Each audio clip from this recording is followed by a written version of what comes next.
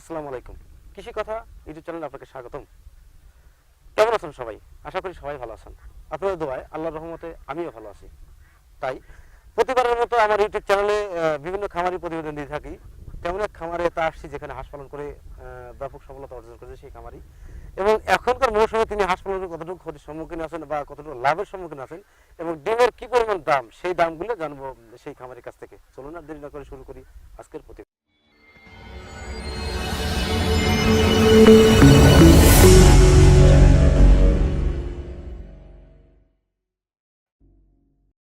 আমার সামনে যিনি দাঁড়িয়ে আছেন এবং খোলা বিলের মাঠে যে বিলের খামারটি দেখছেন এখানে কতগুলো হাঁস আছে এবং কি জাতের হাঁস আছে এবং তিনি কি ধরনের হাঁসের খামার করছেন সেই কথাগুলো শুনবেন খামারের কাছ থেকে।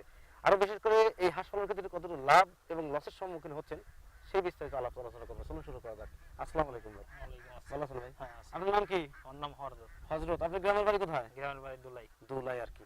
আপনি এই হাঁস পালন করার অভিজ্ঞতা কতদিনকার? আমার হাঁস পাওয়ার অভিজ্ঞতা মনে করেন 5-6 বছর। 5-6 বছর অভিজ্ঞতা আর কি। আপনার এখানে কতগুলো হাঁস আছে? এখানে 1900 হাঁস আছে। হ্যাঁ। এখানে কি জাতের হাঁস আছে? এটা হলো ক্যাম্বেল জাতের। ক্যাম্বেল জাতের হাঁস আছে। হ্যাঁ। আচ্ছা, হাঁস পালন করার অভিজ্ঞতা আপনার তো 4-5 বছরের। হ্যাঁ, 5। আপনি কি মনে করেন হাঁস পালন করে কতটুকু লাভবান হওয়া যায়? হাঁস পালন করি মনে করেন যে যখন ধানের দাম কম ছিল 500-600 টাকা করে ছিল, সেখন আমরা হাঁস পাইলে কিছু লাভবান হয়েছি।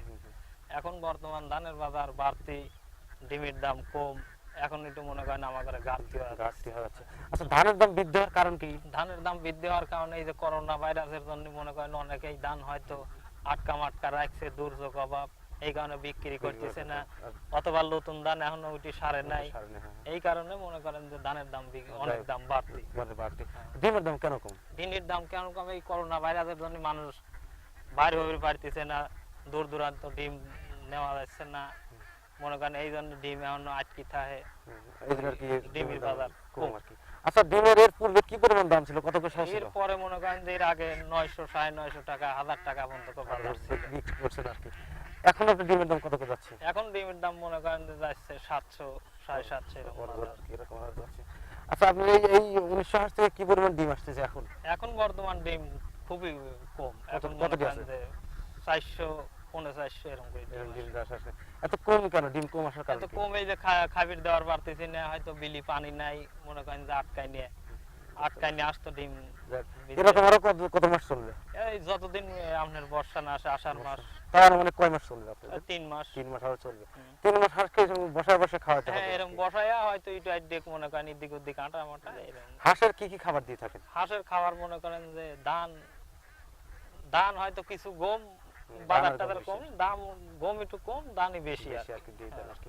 আপনি এই 1900 হাঁসে কতগুলো ধান বা গম সমন্বয় লাগে? এখন বর্তমান দিলি তো দেওয়ার শেষ নাই, দিলেও হাঁস তো 15 মণ 16 মণ খায়া ফেলা যায়। এই 2000 হাঁস 15 মণ ধান খায়া ফেলাবে, কিন্তু এখন দিতেছি বর্তমান 7-8 মণ করে। 7-8 মণ ধান দিতে। 7-8 এই 7-8 মণ ধান পরিমাণ খরচ হচ্ছে কি পরিমাণ টাকা? তো মনে করেন যে 950 টাকা করে নতুন বড় ধান আনা হয়েছে, এই যে কত গাইল আনছি।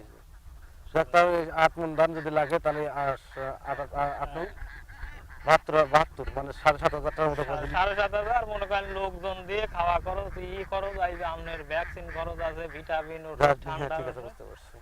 আচ্ছা, এই প্রতিদিন মনে করেন 10,000 টাকা লাগছে। প্রতিদিন 10,000 টাকা, মাসে তো 3 লাখ টাকা মতো লস হচ্ছে। হ্যাঁ, প্রতিদিন। এরকম কয় মাস চলবে তাও? এই যে মনে করেন যে তাও মনে করেন যে 3 মাস পর্যন্ত 3 মাসে যদি 9 লাখ টাকা লস হয় আপনার হাসে, আপনি লাভ করবেন কবে? লাভ করবে যে একটা আশা, যে হয়তো বর্ষার সিজনে মনে করেন দূর দূরান্ত আর সারা যাবে, কিছু পানির পর খাবি, তখন আপনাদের তো খরচ হবে না।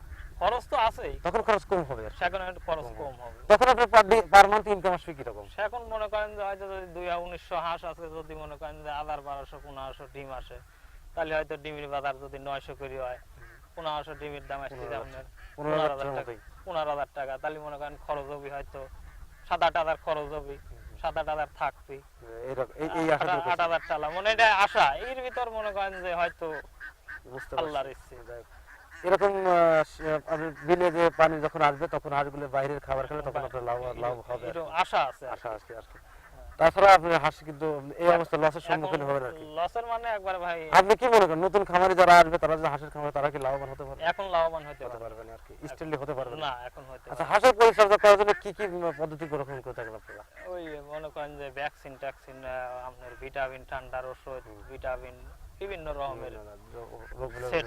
এই ওষুধ কোথা থেকে আনেন আপনারা? এই ওষুধ মনে করেন যে হয়তো আপনার মনে করেন যে এই যে বড় বড় আছে হয়তো মনে করেন যে কোনো সময় দেখা যায় যে সরকারি ইসিতেই মানে সব অধিদপ্তর থেকে আপনাদের খোঁজ মোজ নেই, হয়তো কিছু সময় আনে, কিছু সময় এই করে না, কিনে নিয়ে আসি এইভাবে ব্যবহার করে থাকেন আর কি। হ্যাঁ।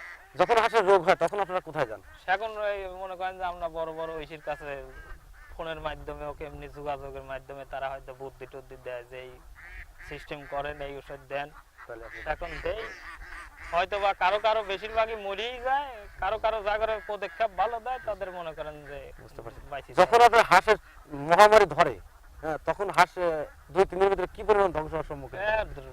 3 দিন যাই না, মনে করেন যে একদিনের ভিতর শেষ একদম সব শেষ একবার। মানে কোনো সর্বকরীয় সময় পাওয়া যায় না। এত এই পরিমাণ বিরাম যদি ধরার সাথে সাথে ওই যতবার এই ভ্যাকসিনে কেন মারা যায় খুলে প্রিয় দর্শক, খামারে বললেন যে হাঁস পালন করে অনেক বুদ্ধি খাটাতে হয় বা অনেক ভালোভাবে পরিচর্যা করতে হয়, না হলে খামারে বিপুল ক্ষতির সম্মুখীন হবে।